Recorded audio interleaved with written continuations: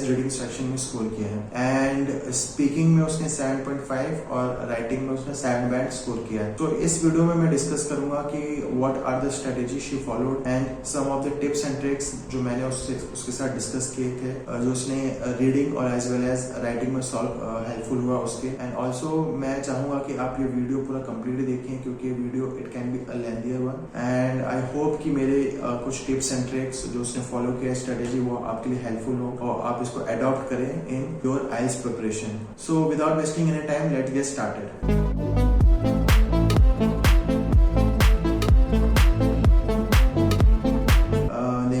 जैसे मेरे को इंस्टाग्राम में मैसेज किया तो she was very confuse about her IELTS exam and उसकी एक कंडीशन थी कि उसको आइल्स एग्जाम घर से ही पढ़ के देना है। तो आई सेड कि अगर आपको घर से पढ़ के देना है let's join my mentorship program, it will be definitely helpful. So मैंने उसको हर चीज में गाइड किया है।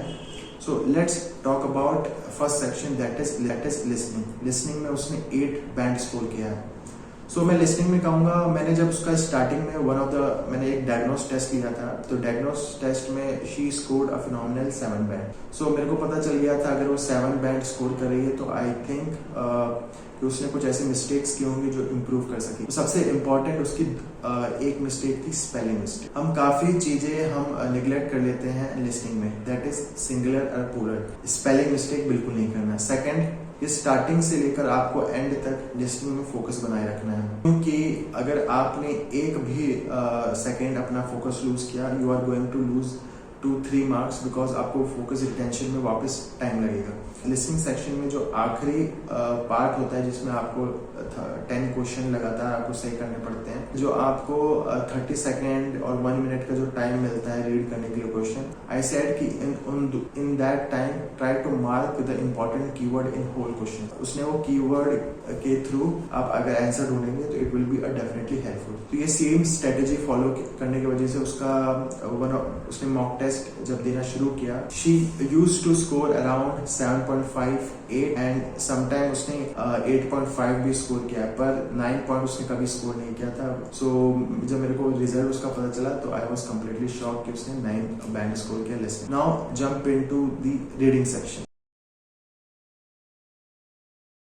रीडिंग सेक्शन में 3 पैसेज होते हैं और हर 3 पैसेजेस को हमने 20 ईच मिनट में सॉल्व करना। तो मेन हर्डल क्या थी रीडिंग सेक्शन में, डायग्नोस्टिक टेस्ट में उसके रीडिंग में 40 क्वेश्चन में बस उसके 20 क्वेश्चन ही सही थे। तो उसने 5.5 बैंड से 9 बैंड कैसे उसने जंप किया, ये बहुत ही ज्यादा एक मजेदार स्टोरी है। सबसे पहले मैंने उसको बोला कि पहले आप अगर रीडिंग सेक्शन कर रहे हैं don't think about time management. आपको टाइम मैनेजमेंट बिल्कुल साइड में करना है। आपको तीनों पैसेजेस आप कंप्लीट करने के बाद आप देखिए कि आपने कितने क्वेश्चन राइट किए और उसको एनालाइज कीजिए कि आपने कौन से क्वेश्चन रॉन्ग किए हैं, ठीक है ना। क्योंकि 3 पैसेजेस होते हैं तो first passage is a little bit easier, उसके बाद हार्ड होता है, last passage is more harder. तो मैंने उसको बोला कि आप टाइम इस तरीके से मैनेज कीजिए जो आपका फर्स्ट पैसेज है वो आप जल्दी सॉल्व कर पाए। सेकंड पैसेज आप मे बी 20 मिनट में सॉल्व कर रहे हैं या फिर थर्ड पैसेज भी अगर आप 20 मिनट से ज्यादा में लगा रहे हैं तो आपका जो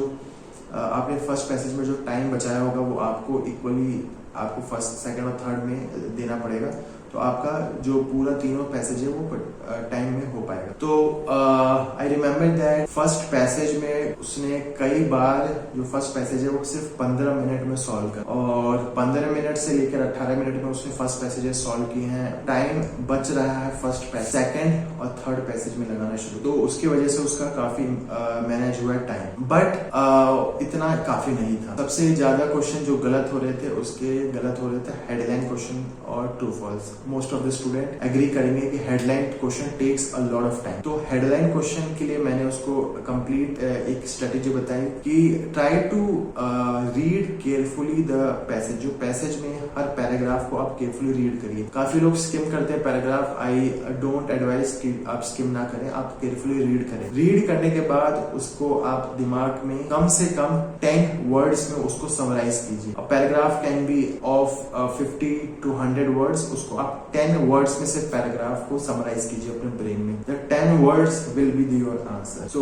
उसने अगर ये उसने स्टार्ट किया follow strategy, but at the end she was able to score around all the headline question right. उसके वजह से उसके ट्रू फॉल्स में भी काफी इंप्रूवमेंट हुआ। एंड आई रिमेम्बर दैट मैंने उसको एग्जाम के बाद कॉल लगाया था, तो उसने मेरे को बताया था कि शी वॉज वेरी कॉन्फिडेंट कि उसने रीडिंग में एटलीस्ट उसने 35 प्लस राइट क्वेश्चन राइट किए हैं। सो आई वॉज हैप्पी कि उसके कम से कम 8 या 8.5 बैंड जरूर आ जाएंगे। उसने मेरे को फोन करके बोला कि उसने 35 में भी उसने राइट क्वेश्चन किए हैं and she was very confident. तो मेरे को लगा कि कम से कम 8.5 बैंड या फिर 8 बैंड के आसपास उसके आ जाएंगे, बट आई वॉज सरप्राइज कि उसके 9 बैंड आए थे रीडिंग में। And next section was speaking section.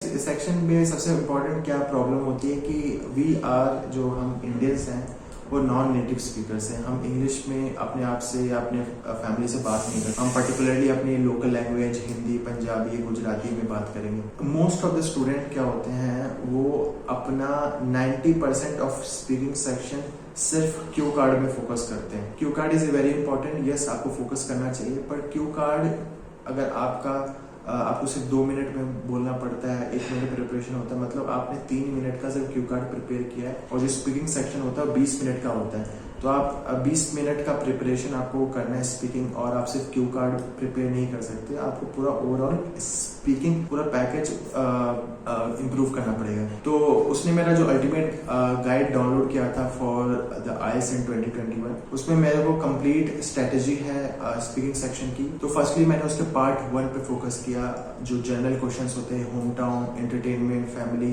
Talk about your apartment, talk about your day to day life, talk about your work और स्टडी, और talk about your entertainment, video life, movies. मैंने ये काफी अच्छे उसके प्रिपेयर कराए हैं, क्योंकि मैंने उसको complete strategy fix number of questions दे दिए थे जो IELTS रिपीटेटिवली आस्क करता है। तो अगर आप उस रिपीटेटिव क्वेश्चंस को एक बार आप अच्छे से फोकस करेंगे, उसको एक बार याद कर लेंगे अपने लैंग्वेज में, तो at the time of exam it will be helpful. Second था क्यू कार्ड। क्यू कार्ड में उसको काफी प्रॉब्लम नहीं आने लगी, क्योंकि उसको काफी आइडियाज उसके दिमाग में जनरेट होने लग गए through first section. I remember कि उसने कम से कम क्यू कार्ड में 100 क्वेश्चंस किए थे, 100 से 110 क्वेश्चंस किए थे। तो through that 100 and 110 question she was able to generate ideas at the time of her final exam. So वो बहुत हेल्पफुल हुआ, क्योंकि अगर आपके दिमाग में आइडियाज नहीं रहेंगे तो आप वो आइडियाज को इम्प्लीमेंट नहीं कर पाएंगे in your speaking section, and आप वहां से अपने जो स्पीक कर रहे हैं उसको ज्यादा कंसाइज और फ्लुएंट नहीं बना पाएंगे। उसके बाद आता है part 3 in speaking section, that is follow up question. Follow up question generally आप थोड़ा डिफर हो रहा है, जो इन्विजिलेटर है वो काफी डिफरेंट क्वेश्चंस पूछ रहे हैं, तो मैंने फॉलो अप क्वेश्चंस के लिए उसको कंप्लीट लिस्ट दे दी थी पर्टिकुलर सेट ऑफ क्वेश्चंस के लिए। उसने वो काफी 2-3 बार पढ़ा था। It was helpful and she was able to score a phenomenal 7.5 band in speaking section. जब नेहा ने डायग्नोस टेस्ट दिया था for task for the whole writing skill, तो सबसे इम्पोर्टेंट और सबसे बात करने की बात है कि वो she was not able to generate ideas at the time of writing. उसके पास आइडियाज नहीं थे उसको क्या लिखना है। तो मैंने उसको 2 ही बात कही कि आपको आइडियाज पे वर्क करना पड़ेगा, और मैंने उसको बोला कि जो टास्क 2 में है पर्टिकुलर सेट ऑफ टॉपिक्स को बार बार IELTS पूछ। तो मैंने उसको कहा कि अल्टीमेट गाइड में आपको आइडिया जनरेशन के कंटेंट मिलेंगे, रीड इट, आपको रीड करना है, आपको याद करना है, उसके थ्रू आपके काफी आइडियाज आएंगे and it will helpful in your idea generation at the time of writing. तो उसने वो रीडिंग आइडिया जनरेशन की PDF को डाउनलोड किया। उसके बाद उसके रीडिंग में ह्यूज इंप्रूवमेंट आया, उसने काफी अच्छा आइडियाज उसने प्रेजेंट किए अपने राइटिंग स्किल टास्क 2 में। तो उसके बाद मैंने उसको बोला कि try to focus on the correct format और करेक्ट वोकैबुलरी, क्योंकि राइट फॉर्मेट के बिना आप एक अच्छा राइटिंग स्किल नहीं लिख सकते। आपके पास आइडियाज हैं, आप एग्जाम्पल है, पर आपके पास करेक्ट फॉर्मेट नहीं लिख सकते। तो मैंने उसको एडवाइस किया कि हर काइंड ऑफ क्वेश्चन के 5 क्वेश्चन प्रैक्टिस करो, एडवांटेज डिसएडवांटेज के 5 क्वेश्चन, ओपिनियन बेस के 5 क्वेश्चन। उसकी वजह से उसके जो फॉर्मेट था वो उसमें उसने महारत हासिल कर ली थी and she was able to nail the writing task. और राइटिंग टास्क 1 में भी मैंने वही बोला कि आप उसको हर काइंड ऑफ क्वेश्चंस के आप 5 क्वेश्चन प्रैक्टिस करो, and she was able to do carefully in writing task में उसने भी अच्छा किया। तो at the time of whole writing skill उसने कम से कम अराउंड 100 क्वेश्चन राइटिंग टास्क 2 के फोकस कर लिए थे, and she was able to do around 50 to 60 writing task 1। और मैंने उसको बोला था कि अगर आप ह्यूज अमाउंट में क्वेश्चन प्रैक्टिस नहीं कर पाएंगे, हम लिमिटेड, हमारे पास टाइम है, हम इतना ही टाइम फोकस कर पाएंगे, तो मैंने उसको बोला कि आप जो भी आपको क्वेश्चन प्रैक्टिस करनी है, जस्ट राइट आउट, एग्जांपल लिखो और उसके आइडियाज लिखो, तो आपका कंसाइज होगा, आप प्रैक्टिस ज्यादा क्वेश्चन कर पाओगे, और at the time of your exam you will able to write your essay. इस तरीके से था पूरा complete strategy, and I think कुछ आपको हेल्पफुल आपको टिप्स मिलेंगे, तो please pick those tips, and also it will be definitely helpful in your IELTS preparation.